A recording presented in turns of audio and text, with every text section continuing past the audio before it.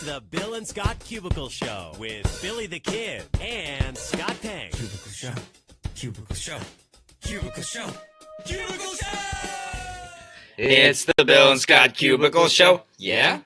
It's the Bill and Scott Cubicle Show. Yeah! What's going on? I'm Scott. And I'm Bill. And this is The Bill and Scott Cubicle Show. Epi number 115, from what I hear. In this episode, I'm going to try to dial the volume down a bit to respect my coworkers. We'll see how that goes. And we got a lot going on. We're going to talk about the Super Bowl and all the crazy stuff that went on in the internet world last night, all throughout this episode. Then, on top of that, Kylie Jenner made some breaking news. She pulled a Kim K and used a big event to make a big announcement because she figured that, people would be all active on the socials and trying to figure out stuff. And that's when Kylie Jenner comes out and hits everybody with the bombshell that everybody's been waiting for. That she wasn't Kim's surrogate. Or was she? I don't know if you can. I don't know if there's any. Oh, sorry. I'm ratcheting the volume down. Okay, let's get into this stuff. So, I don't know if there's any way you could still say that she was the surrogate. Well, Kim, right? Well, no, Kylie. Oh my God, there's so many of them. So Kylie announced that she had her child. What day was it here? I didn't print it out. She made the announcement. Okay, here's the timeline. Kylie announced yesterday that she had her baby on Thursday. She delivered the baby on Thursday, made the announcement yesterday. Now, there are some choice, juicy excerpts from this post that she made on Instagram announcing the arrival of this little baby girl who is the daughter of Travis Scott. I believe that's... She didn't mention anything about that in her post, but I believe that has been officially confirmed. So you're saying that she had the kid last week, but also like a week ago, Kim had her child as well. It's really, really close in dates, and there's a part of me saying, hey, could this have been a surrogate, right, that actually turned into twins, but Kim and Kanye only wanted one, and then Kylie was like, oh, I'll take the other one, and they're like, oh, that sounds like a great idea, so therefore Kylie is still the surrogate. It was just twins gone wild. Yo, that was a beautiful theory. I hadn't thought about the twin angle. Right? Because Kim and Kanye were like, no, we can't deal with the twins right now. We don't want to seem like Jay and Bay. Right. And whose authority do we have it on that the baby was actually born on Thursday and not the same time Kim's baby was born? We're only going off of her words here. Right. Please, people, stay woke. Now, let's assume, for the sake of argument, that she was not the surrogate, and this is a separate baby who was plugged into her by Travis Scott. In her Instagram post, you have the Yes, I do. You have the excerpt there. All right, so she posted this big old essay on Instagram. The highlights here, she said that the reason she never made an official announcement about it is, quote, I needed to prepare for this role of a lifetime in the most positive, stress-free, and healthy way I knew how. Which is fine. That's, you know what, if you're going to be a mom, that's a big responsibility. As she said, the role of a lifetime. But then she went on to say that there was no gotcha moment, no paid big reveal plan. Well, that's the one I take issue with. Because when did she announce that the baby was born? During the Super Bowl. Yesterday. Super Bowl Sunday. Yep. When was the baby born? A couple days before. 4 days prior. Right. Okay, don't act like you didn't know that all of America is going to be paying attention to social media because of the Super Bowl, and you didn't take that time in the spotlight, if it's even true that you're not Kim's surrogate. Right. Okay, so let's just take it to another level, right? Mm-hmm. If you're not trying to capitalize off of this baby's birth, right? Why even announce it in the first place? Because if your Instagram is popping and you're getting likes on your this post right here, that at the time I screenshotted it, how many likes does it have on here? Over 9 million likes, right? Oh my goodness.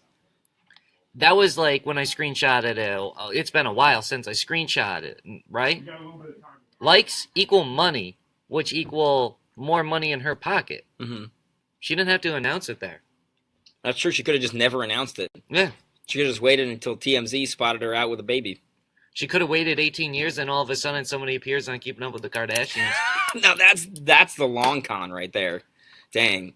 That show runs another That would be 2 like seasons a year. It's like 36 more seasons. That would be like Andy Kaufman style humor, and that would be the greatest. And I would respect the Kardashians like they were the greatest living thing on planet Earth. But yep, they lost it from me there. So I don't know. There's your little bit of Kylie news. Yeah, Kylie had a baby. That was big news, part 1 for yesterday. And then the other big news was the biggest sporting event in America.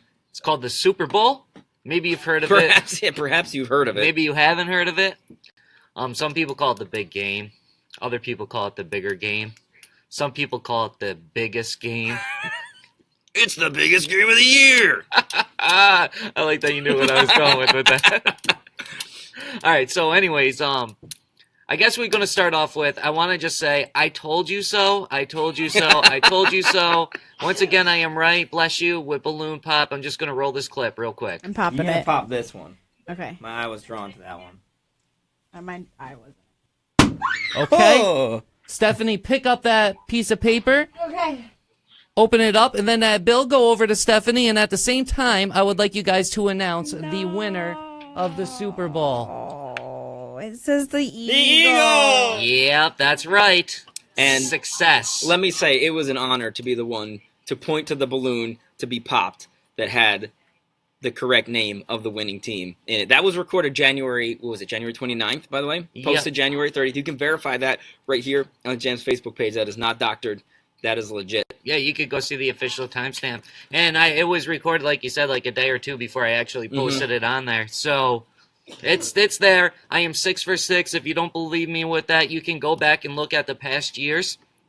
I have video for 5 of them. I guess the first year is only audio, and you can find the audio on my SoundCloud. So it's all time stamped. I'm 6 for 6 right now with Balloon Pop. So take that. Next year, if you didn't believe it this year, I knew the whole time. I knew going into the game. I wasn't sweating at all. I went in with my Jets Tim Tebow jersey because it's green. Yep. Because the Eagles were wearing green yesterday. I was like, all right, they're going to win it. The only time I got even slightly nervous was at the 2-minute warning or whatever they call it in football. Is that what they call it? 2-minute warning? Says how much I know about football. When, Tom Brady has got the ball and pulling the Patriots 2-minute down by 8-point special. And I was like, oh, shoot. But then I was like, but the Balloon Pop said Eagles. And then sure enough, next play, there's that fumble, and they recover it and get the field goal. Glorious! Oh, man, I'm so happy that happened. I can't wait to go on air. Listen, if you hear me, bragging about this more than one time this afternoon, don't be surprised because I'm probably going to brag about it every single hour just to make sure everybody that just tuning in is getting to hear it. If you're listening all day to my show this afternoon, you're going to hear me talk about this every hour. I'm pretty sure I did the same thing. I kept bringing it up. But I will. It's impressive. It's 6 for 6. That's better than the Madden record. It was like, oh, Madden's been right 12 out of 14 times. Yep. Then they picked the Patriots. So they were wrong. 12 out of 15. Once again, I proved them wrong. Damn. Bill, shout out you. Shout out to Stephanie. She was part of the deal too. All right, so the other big things, I guess, with the Super Bowl. I guess are the big things here is that before we get into the halftime performance, I guess we could kind of close out on the halftime performance and all that stuff.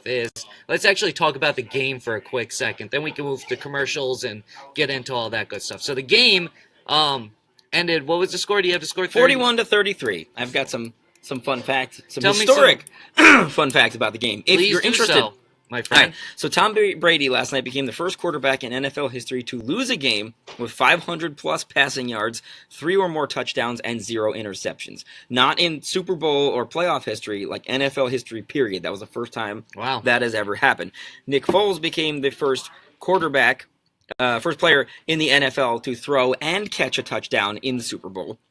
It was the first time the Patriots have scored in the first quarter with Bill Belichick as their coach. And with their win last night. What's up, welcome, buddy? Jake. You guys are so quiet over here. I almost didn't even notice. Would you like? Yeah, it's really pissing me off, honestly. It's super frustrating trying to be this quiet. You're doing a really good job. Thank you. You're welcome. I think you could be louder. I think we they could just today. Don't want you to go from 9 to 10. We could today because G-Dog is not here, which, might I say, Thank goodness, because And watch G-Dog's he's a watching big- right now. What up, G-Dog? he's a big Patriots fan, and I don't think he would be happy. We've got it under control. And let me tell you what, he was on one last week, and I don't think I would want to deal with that taken up to 11 this week after the Patriots And lost. today he'll be on So, too. Whew, I don't know. He's in some radio conference till Thursday, so we won't see him walking by with his "Do Your Job" mug. Yeah, until we get a message right now Right. because he's watching it. So, Yeah. all right. So, what was the last stat? there? The last stat is that the Eagles are now in the company of New York, Chicago, Boston, and LA as the only cities to win the World Series, the Super Bowl, the Stanley Cup, and an NBA championship, all in one city. And I also believe that the division that the Eagles are in is the only, whatever that division is the only division that has every team has won a Super Bowl. Oh, I did not know that. So that's fun. There's some fun facts Should for you. Should we ratchet it up? Speaking of ratcheting and taking things to the next level, this post-game celebration from the people in Philadelphia. Yeah, do we have to? We got to get into that real quick. We have to. Philly fans are ridiculous, okay? If the British aren't burning down the city, they're burning it down, okay? That's a Revolutionary War joke. I got it. All right, so here's an example of what's happening in Philly. They are taking people's cars, and they are flipping them over. What in the flippity flip are you doing? I don't understand this. I've seen things on fire. I've seen these cars being flipped over. There was the dude that was eating horse poop off of the street.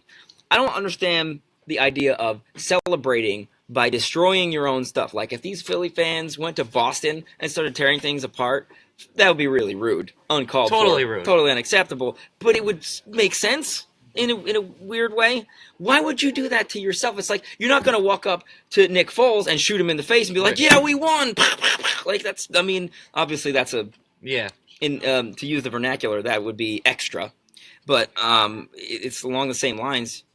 What are you doing? I got to hit him with this real quick. Congratulations, you played yourself. Congratulations, you definitely played yourself. Like, once again, this is what you're doing in Philly. My question is, see, people were predicting that this would happen. It was like, as John even said, he was like, it's a win-win, because if the Patriots win, the Patriots win. If they don't, Philly fans are going to burn the city to the ground, and there won't be any more Eagles next year. So, like, it makes me wonder if it was the expectation for them to do this that made them take it to this next level, where they're literally eating horse poop off the ground. Like, a guy did that. I don't understand how that is in any way a celebratory gesture. No. To eat poop.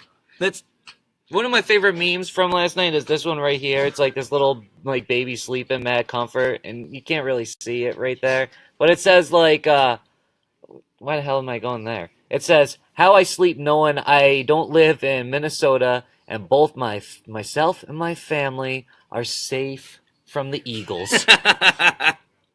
Like, come on, it's ridiculous. Count it down, guys. You guys can still celebrate. And just think, this is just a start. They still got their what is it, the Tiki Parade and all that stuff going like to happen. ticker tape parade.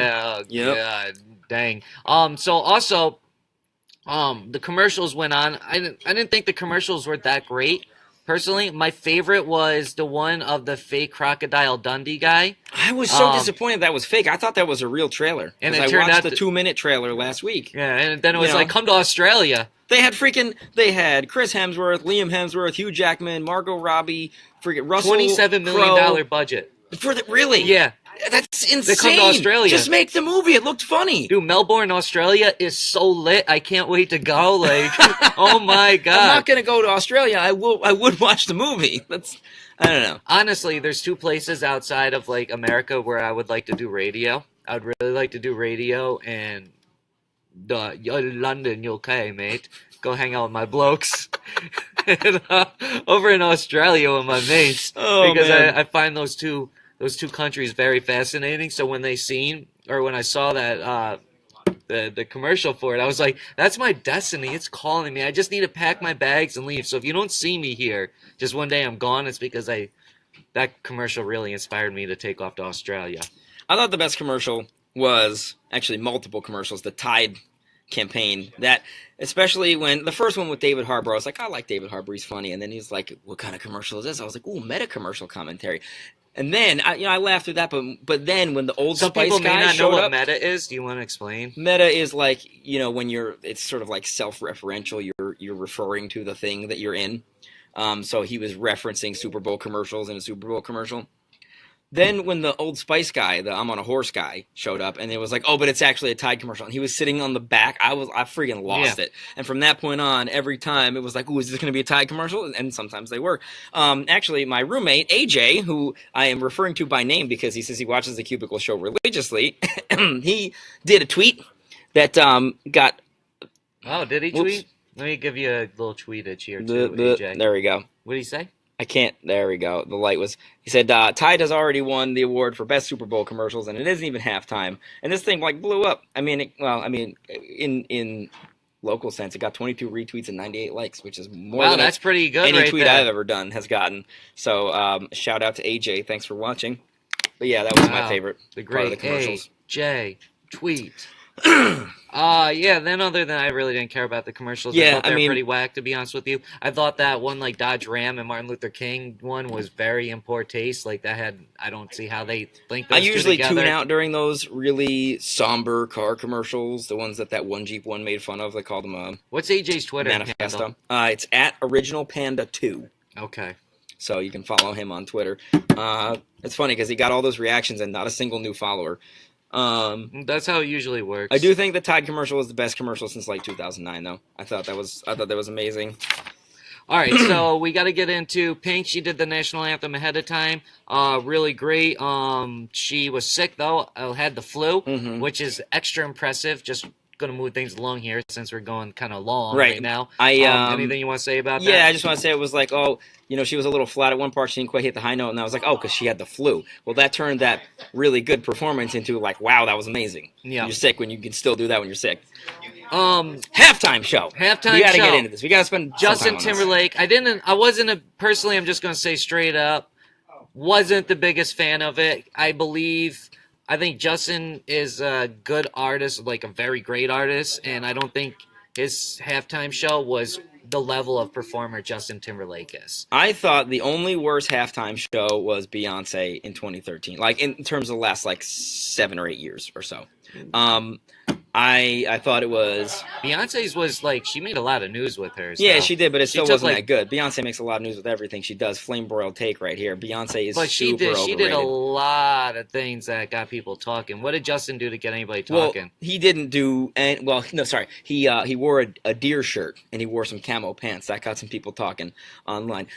Personally, I found the halftime show to be very safe and very lazy. Very well said. Not a single guest, not one, unless you count that duet with Prince, which a lot of people thought was disrespectful. Oh, wait. I'm sorry. That's not the real Prince. I mean, here. Okay. Okay.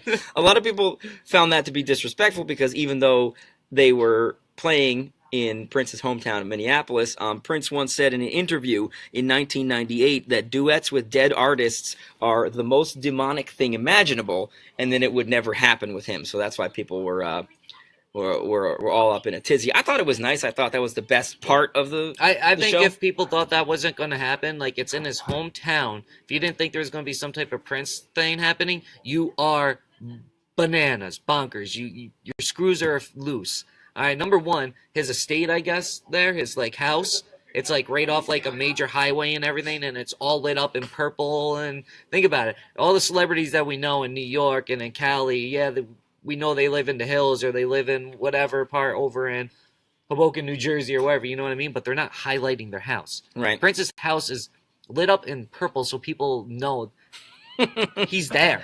All right, they lit up the whole city in purple. That was the coolest part of the halftime show. It wasn't even about Justin Timberlake. That's what I'm saying. That's kind of my point. Yeah. Is he didn't really make a splash. He could have had Janet Jackson. She said she would do it if he asked, and she wasn't there. So what does that mean? He didn't ask her. Wasted opportunity, my man. Same as I think he missed out on having NSYNC there too. You should have had NSYNC. How do you not have? You have two really good options for somebody's as surprise guests, and you took neither of them. Like instead, sorry, go ahead. Go ahead. Instead, you walked up into the bleachers and took a selfie with a kid who looked like he had no idea what was going on and was way too cool for school. And before we go into that real quick, I thought with the NSYNC thing, you could have done something similar, like something simple as like. You could have had NSYNC as your background dancers and nobody would have known at first, and all of a sudden you come out and hit them with a bye or something. Dude, it would have been mind blown. It would have been an amazing moment. But like you said, he played it safe. He didn't take those risks. He didn't take those moments. At least Lady Gaga jumped in from the freak of the top of the thing I last thought Lady year. Gaga's halftime show was good. I mean, I thought... For Justin, it should have been a lot better. Yeah, for what we would expect. I mean, he was part of the Aerosync one from 2001, which was the greatest halftime show of all time. And this is what he gives us. I'm sorry. I gave it a C. I had D. That's like a 68. He barely passed. And the mic, like the volume, they definitely didn't have the volume. There right. were some issues but with that's that. not his fault. All right, so that kid you're talking about. Selfie Kid. Here he is. This is my favorite meme. Who is Justin Timberlake? He looked he was like, what is going on? He also looked like he was trying to be cool. Like he was like, I'm cool. But he looked super awkward because everybody else was dancing. And everybody, at first I was like, damn, this kid's going to be so popular tomorrow in school. But then I looked on the internet the next day and I seen that he was getting roasted, which is unfortunate. But this is just an example of one of the roasts. And at the end, he took the selfie with Justin. Everybody's like, oh, where's that selfie? Well, there's the actual selfie that he took with him. That's not bad. It's a nice picture right there. It's a good picture. So that kind of saves the day a little bit. I just wondered, was he like a plant? Did they put him there to take a selfie with? Because it felt like he stuck out like a sore thumb. Like on one hand, I'm like, okay, this was so obvious he had to be a plant. But on the other hand, I was like, this kid was completely clueless. He looked like he had no idea this was coming. So I don't know. It's a mystery to me. Strange. And that's all we got to say about Selfie Kid, right? Yeah, that's what it do we, for Selfie Kid. Eli Manning was the only thing we didn't get to. And, let's hit that. We hit that. Go back to the commercials real quick and to close out everything with the Super Bowl in today's episode, which is an extra long episode for you. It's a big game. The biggest game. The biggest game of the year. Well, we should have gotten Steve to come by and say that. Yeah. Oh, man. All right. There's a commercial. Was it Dirty Dancing commercial? There were multiple commercials featuring Eli Manning. So there were people online. Here's the conspiracy theory that once Eli Manning showed up on TV on Super Bowl Sunday, Tom Brady was doomed. And that was it. Makes sense to me. He's the kryptonite. And with that being said, you could catch the Cubicle Show Monday through Thursday on the Jams Facebook page at 10:30 Eastern Time. Frankly, my dear, I don't give a damn. But 10:30, it's the only Eastern Time that matters. He just had to squeeze that in there for the people real quick. And with that being said, till tomorrow, Philly. The adventure continues. Destroy. That's a reference to How I Met Your Mother, but it actually fits because they're destroying things. Yeah, don't destroy Philly. Please, it's your city. Like, you work there, you live there, your family's there. Brotherly love. Yes. Don't put another crack in the Liberty Bell. Bye. Because there's only one crack. One. Cubicle Show. Cubicle Show. Cubicle Show. Cubicle Show! That's what I'm talking about, boy! Bill and Scott Cubicle Show. Yeah? Bill and Scott Cubicle Show. Yeah! Bill and Scott Cubicle Show. It's the Bill and Scott Cubicle Show. It's the Bill and Scott Cubicle Show. It's the Bill and Scott Cubicle Show. Cubicle Show. Cubicle Show. Cubicle Show. Cubicle Show. Not a rectangle show. Not a triangle show. Not a pyramid show. It's a cubicle show. Bill and Scott Cubicle Show. Yeah? Bill and Scott Cubicle Show. Yeah! Cubicle Show. We just got one. Boy!